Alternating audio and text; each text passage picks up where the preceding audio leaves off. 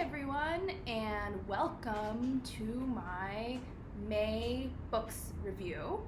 I'm going to be talking about 4 books in this video, and I'm just going to be giving some of my impressions and thoughts and maybe interesting ideas that I gleaned from these books and might want to do further reading on or discuss if any of you guys have read these books as well. The first book that I want to talk about is called The Argonauts by Maggie Nelson. This was a really mind-blowing book. Every paragraph required a lot of thought and processing for me to really absorb. She really comes from this tradition of literary criticism, gender studies, and really deep critical thought, I think. So it ends up being a book that's kind of a memoir, but also written in the style of a diary almost, where she's pulling together a lot of different references and reflections on her life, but also the different texts or bodies of work from other authors and scholars that she's read throughout her life. The description of this book calls it a genre-bending memoir, a work of auto-theory offering fresh, fierce, and timely thinking about desire, identity, and the limitations and possibilities of love and language. I kind of had to come to this book as a layperson and really just try to absorb almost the surface level of these various ideas. One strand that Maggie Nelson really battles with throughout the book and throughout her life is this idea of expression and naming things and labeling things and language. The idea that when you speak something, you destroy it. And there's this quote in the book where Maggie says, "Before we met, I had spent a lifetime devoted to Wittgenstein's idea that the inexpressible is contained inexpressibly in the expressed." She is talking about her transition from point A to point B, and point A meaning that there's a lot of power in things left unsaid. Another quote is, "Once we name something, you said, we can never see it the same way again.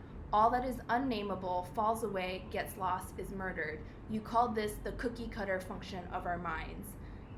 When you label something or name something, you're kind of categorizing it in a way or constraining it to the English language or to what our brains can process in expression, and you lose something of that essence in that process. And that really resonates with me because I do think that's true to a certain extent. And there are a lot of themes throughout the book around trans rights and feminism and LGBTQ rights, and also the pressure that Maggie's partner feels in transitioning, and everyone wanting to figure out what her partner's new pronouns are, how he wants to be referred to, and how at the end of the day, Harry, her partner, actually just feels like a butch on testosterone, rather than a man with a capital M. And so her partner does feel restricted and I think almost burdened by having to pick the right words. So maybe that's one bucket of thinking around this idea. But then the other bucket, which I think Maggie kind of moves from point A to point B, is like forgiving herself and giving herself more room to use language in a really luxurious way. And I also related to that because I do feel like I talk too much. And she talks about, as a professor, she always admired, I think, other scholars or professors or experts who could be very economical and powerful in their language, whereas she always spoke a lot, and she kind of felt like that almost diminished the power of her words. But then she kind of goes through this realization that maybe that's not true, maybe that isn't something that happens, The quote that I would pick to represent that way of thinking is she says, "What exactly is lost to us when words are wasted? Can it be that words comprise one of the few economies left on earth in which plenitude, surfeit even, comes at no cost?" And then another quote that I collected that kind of fits into the point B bucket of thinking is, "They seem to make a fetish of the unsaid rather than simply letting it be contained in the sayable." And so I guess she doesn't necessarily move from one point to the next, but maybe rather, now that I'm thinking about it, has kind of a dynamic interaction with the spectrum around these ideas. Something about the idea of just kind of sitting in a cabin by yourself and reading all of these great authors and these great experts and these great scholars and reacting to them and thinking about how your life can be viewed through the lens or the prism of those works. It really satisfies the wannabe philosopher in me. There was a lot of very powerful imagery and analysis from Maggie Nelson on feminism, sexuality, trans rights, even just more broadly, like gay rights in the US, and hearing both the personal side of her struggles and her partner's struggles kind of juxtaposed against this very literary and dense critical theory was really compelling, I think, because when I was studying philosophy in university, the times where I found it most satisfying is when you can kind of draw connections to your own life. And I think in some sense that's kind of the whole point of studying what it is to be a human. I'm gonna rate out of 5 this time because I realized a lot of people use Goodreads and that rating system is out of 5 already, so why not align with common practice instead of doing my own thing? And I will give this book a 4.7 out of 5, and definitely something that I think could have meaning for me over time and as I get older and would want to revisit. Okay, the next book that I'm going to talk about is called The Year of Yes, written by Shonda Rhimes. I think she's pretty well known for writing and producing some really popular TV shows, including Grey's Anatomy, Scandal, and then the only one that I've seen, which is How to Get Away with Murder. So the basic premise is, even though Shonda Rhimes has had a lot of success in her career, she reached a point where she was miserable because she really felt very afraid of being herself. She didn't want to do public speaking. She didn't do media interviews. She also didn't feel healthy in her lifestyle choices. And essentially the name of the book comes from when her sister kind of grumbles to her just offhandedly and says, you know, you never say yes to anything. Why do you always say no to everything? And this sparks a year-long mission for Shonda Rhimes to try and say yes to more and more in her life. I was very hooked by this writing style. You just know she's a storyteller. Like, she has just perfected the craft and the art of telling a really great story. So I found it really fun to read. It was a quick and easy read. And a lot of the different categories that she touches on are things that I care about. So in particular, a lot of what she says about being a single working mother and being someone who still has never married someone. She throws herself into her work, but throughout this year of this challenge, she also learns how to throw herself into other parts of her life. It sparks momentous personal growth, and she really develops as a human being through this. She has a whole chapter about motherhood and how she really had to let go of guilt. She also talks about how she has help, and she has a wonderful nanny who she compensates and talks about openly. That is something that I found living in Asia that's super common, but for some reason in the US, almost looked down upon. I think because it's so expensive. So really the only people who can afford nannies or like live-in caretakers are a very privileged subset of society, and most working mothers in the US couldn't afford such a luxury. So I guess what I'm saying is I found this book a lot more inspiring than I expected, especially because I do think that a lot of times I might not want to do something, or I might be intimidated to do something because I'm afraid. And this whole book is about how Shonda Rhimes overcomes her fear in various areas of her life. Maybe the last thing I'll talk about in this book is more to do with media and pop culture. She talks about one character, Christina Young, played by Sandra Oh. But what's interesting is Shonda Rhimes talks about like this connection that she has with the actress in creating this character, so much so that the character feels real to her. And that's a cool idea, because I do think, we watch movies and films for a reason, because they have like real impact on our lives. And so why wouldn't it be like the actress and the writer who creates that character, why wouldn't it be the case that they also feel some type of like very real impact in their lives in the process of creating that character for us as the viewer? The fact that she talks about this character in her TV show as if she's a real human being, I thought was a really powerful expression of how important storytelling and writing characters is to Shonda Rhimes. I will give this book maybe like a 4.3 out of 5. I don't think I would revisit it or reread it necessarily, but it definitely had some useful advice that, it was helpful for me to read it and kind of inspired me as well. The next book I want to talk about is called The End of October by Wright. I read this with my book club, and it came out sometime early this year, right before coronavirus started happening. And the book is just kind of crazy because it essentially tells the story of coronavirus, but obviously Wright didn't know that the pandemic was going to happen. And apparently Wright, who is a journalist, just researched the crap out of the U.S.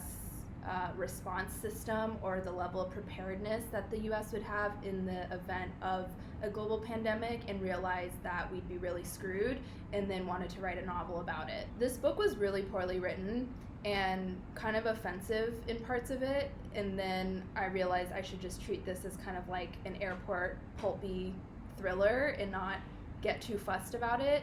But I'm going to link to this Vox review, which I think is hilarious and also very accurate.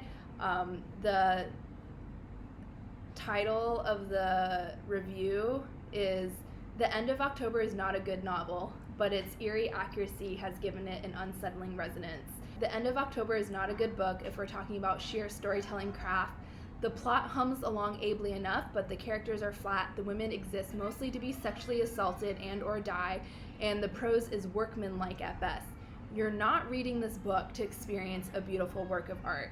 I don't know, it's just like a lot of stereotypes and tropes, and it's very much an airport thriller paperback that you would like read on your flight and then throw away after.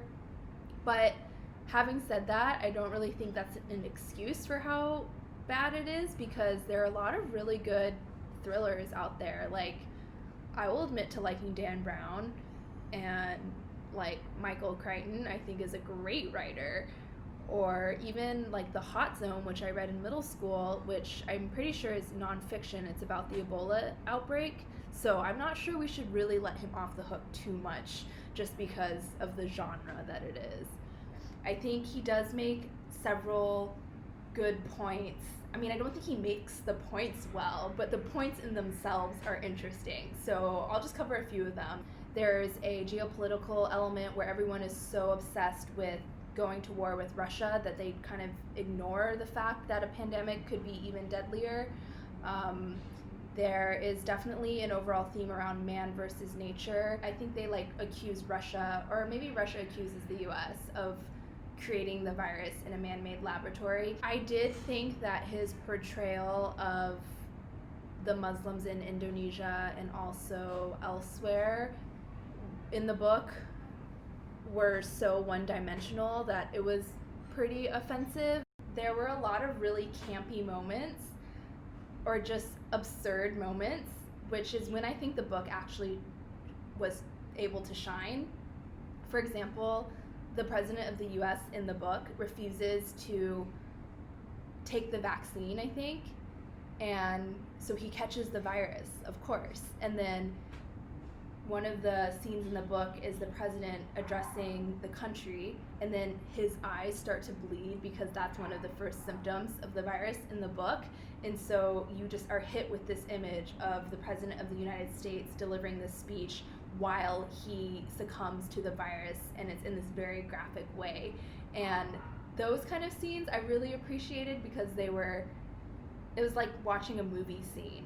And in the discussion with my book club, I think we came to a really good realization, which was Lawrence Wright should have just been like the research assistant for the movie version of this book. Like, he's not a very good writer, but he definitely was a good researcher, and at times had like this flair for being able to depict something very visual or very ridiculous or very shocking in some of the scenes. I'll give this like a 1 out of 5. I mean, I guess I'm glad I read it, but I think really the entertainment value of it is that it reminds people kind of what's going on right now.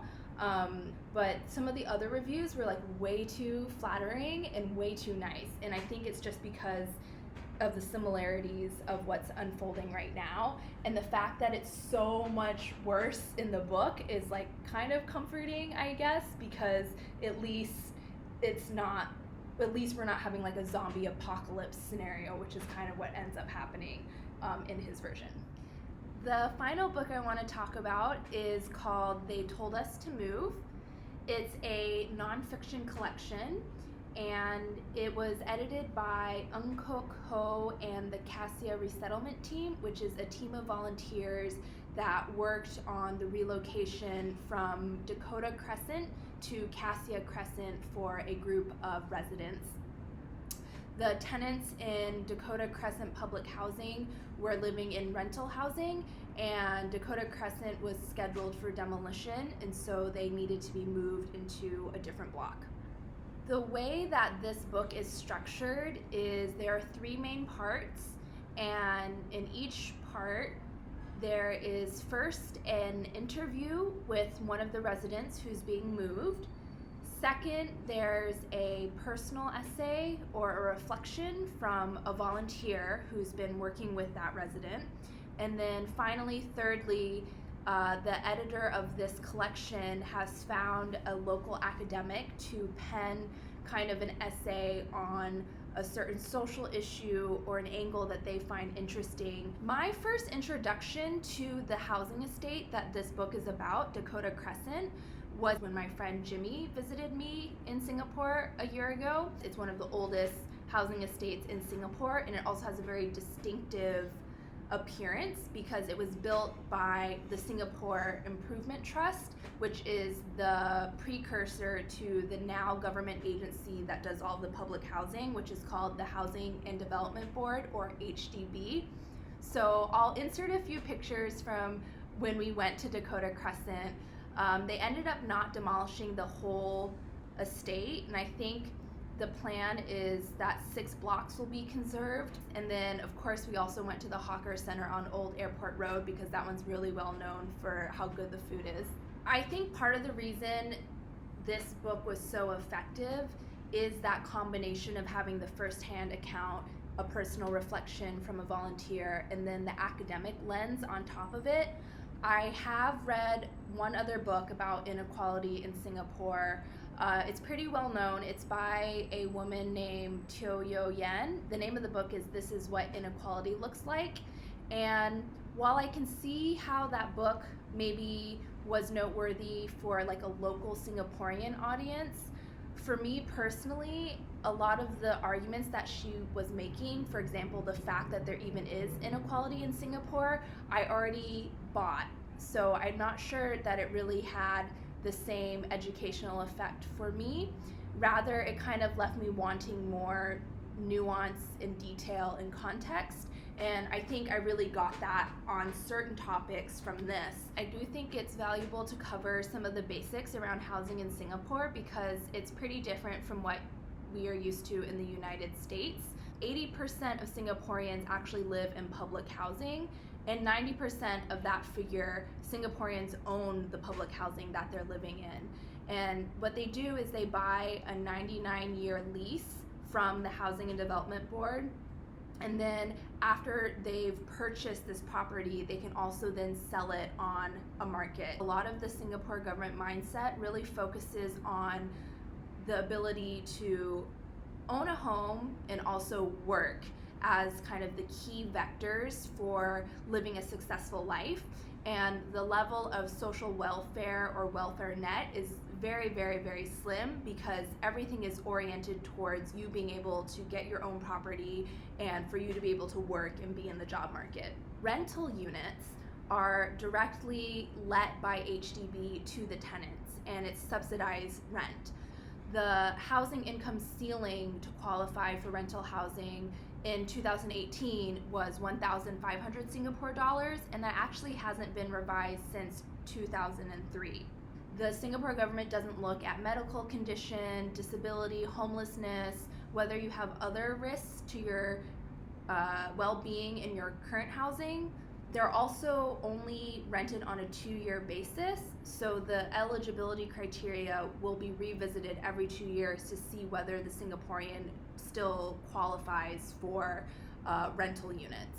It really is all around trying to assess, can they afford it, when are they going to be able to get back into the workforce, and to constantly vet and quantify those questions, as opposed to understanding, is there a need for the housing? What are the social circumstances that are requiring someone to be in subsidized rental housing? I learned that up until the 1970s, you could rent or buy 1, 2, 3-room flats. But then later in the 1980s, that's when the government really wanted to shift to its universal home ownership throughout Singapore, and was really pushing for Singaporeans to be able to own the public housing that was available to them. And in 1982, it was changed so that large flats were the only ones that were for sale, not for rent. And on top of that, no more new rental flats were to be built. So essentially, if you were going to be in that subset of the population that qualified for a rental unit, it would by default be a 1 or 2-room flat, even if you had a large family. The quality of the rental flats are going to be worse, right? Because especially the rental flats that were built before the 80s, they just got older and older and deteriorated in quality. Meanwhile, new HDB flats are being built and they're larger and they're nicer. In Singapore, housing inequality manifests not just in the difference between private and public housing, but between sold and rental housing within the public sector. And that's what I think is so fascinating, because when you hear a statistic like 80% of Singaporeans have public housing, as an American, I hear that and I think, wow, that's incredible, because the public housing in Singapore is outstanding. It's not that typical stereotype of a slum that we might have in the UK or the US. There are these really fancy private properties as well, like condominiums, and a lot of expats live there. And so in my mind, it was really just kind of the distinction between those private condos and public housing and public HDB flats. But the true inequality in the Singaporean system really lies around this difference between rental housing that's public and sold housing that's public within the public housing system. There were 2 main themes that the book really encapsulates. The first is just bringing humanity and bringing light to the experience of these humans. That's kind of the beauty of the fact that volunteers wrote and contributed to this collection, as well as the resettlement team, because they really provide that link of the state or various NGOs, not even NGOs, more just state policy, the link between that being implemented and the actual human lives that are being affected. These are the people that Singapore has failed almost, and they really represent certain vulnerable populations, and it's not a victimizing gaze. You don't really feel pity for them. Through their stories, you can see that there are failings in the social welfare system in Singapore. With the huge caveat that, compared to the social welfare systems in many other developed nations, I think Singapore is light years ahead. I think this book does show those gaps in a very organic and compelling way. The second thread that I really got from this book are the efforts around preserving the heritage of the actual buildings themselves. And I think it was interesting learning through the various essays how in the Singaporean consciousness there was a growing concern for how to preserve heritage and a redefining of heritage away from just cultural monuments to also public housing units. There's a lot of kind of anecdotes and recountings of various folks' childhoods that really kind of spark this nostalgia for the actual grounds of Dakota Crescent and the really famous playground and how the kids could just run around and interact with each other, and there was a really strong community. These SIT estates are spacious. This is an SIT building. It's also one of the really old heritage estates pre-World War II estates in Singapore. I live in a different part of Singapore from where Dakota Crescent is, but my flat, is huge and it's extremely spacious, and the original layout I think would have made it a 3-bedroom flat. These are the people who don't have any type of CPF. CPF, the Central Provident Fund, is what you pay into through your employer as a form of Social Security. And it's interesting because originally CPF was only supposed to be a retirement fund, but then later when the government was trying to encourage everyone to buy their own public housing, they changed the policy so that you could withdraw from your CPF to put it towards buying a new place. They don't have any savings, they don't have any accumulated wealth, they're estranged from their family, they're illiterate, or they speak a dialect or Malay, and so when they're getting these notices from the government, they can't read them and they need a support system to help them parse what's going on. And if your family members can't do that for you, you see how these other institutions start to fill that gap. A lot of times these people get caught up in the bureaucracy, and the Singapore government approach to social welfare is so bogged down in this red tape that's meant to ensure that no one takes advantage of the system and that everyone is being tracked and everything is being quantified and that the criteria are being met, that it really marginalizes some people who can't navigate that system. They all say the same thing, which is when they're asked, are you upset that you're moving to a different housing estate? They say, what can I do? We must do what the government says. And secondly, just this constant refrain of, I don't want to be a burden, and almost the shame in not being able to help themselves. And I think that's a very strong theme around Singapore social welfare, is that everyone should be trying to help themselves, lift themselves up, and it's a very individualistic mindset. It's one thing to read that, it's another thing to hear that directly from like an 80-year-old uncle who says, oh, I didn't call anyone to take me to the hospital because I didn't want to be a burden. So I think just being aware of what other parts of Singapore look like was really one of the huge benefits of me reading this book. I will give this book a 4.8 out of 5. I really enjoyed hearing firsthand from both the residents and the volunteers, and then I learned so much from reading all of the academic essays. I think this is the gold standard of how to do social critique or how to try to encapsulate history and heritage. I think the way they treat the subject matter is with humanity and dignity, but also with academic discourse. And there was enough context and background that I really understood what I was getting into, and I understood the structures. But it also ends with this beautiful poem, which is kind of spoken through the eyes of the residents who are being relocated. And so you still get the human element, and you still feel like these are not just social policies, these are real humans. Surfeit even comes at no cost. Okay, I don't know how to say that word. I have to look up how to say this word.